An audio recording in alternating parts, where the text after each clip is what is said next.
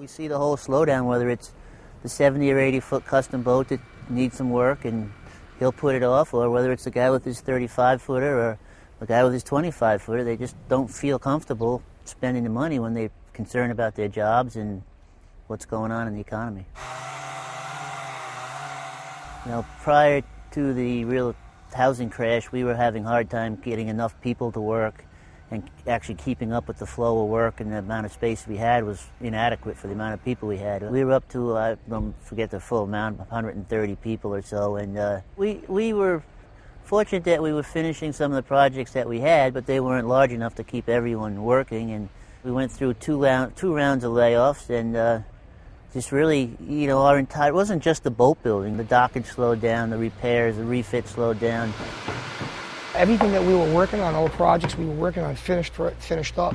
I was in the composite end, and the composite end was kind of like shut right down because we were in between contracts, waiting for new contracts. I was laid off just before Thanksgiving in last November. It was a surprise for me because it's been a long time since I had to collect unemployment. You know, it's probably been 25 or 30 years. I knew that this was going to be a temporary thing here. It just was a matter of time before we got contracts. Recently, we've seen some activity in new boat building again, but it seems that people are not really ready to pull the trigger. We ourselves are very fortunate that we did get a contract to build a new Volvo 70 for Puma Ocean Racing, a Puma company. I got a call from NEB, I think it was in May, and they wanted to know if I was interested in maybe coming in to work on this project. I was one of the first persons to come back. We really haven't hired many other people, but we are looking for people, you know, experienced people. We'll be finishing up in June, so we have from now until June to actually sign another contract. You know, I'm guardedly optimistic that we have a project to start as soon as we finish our existing boat.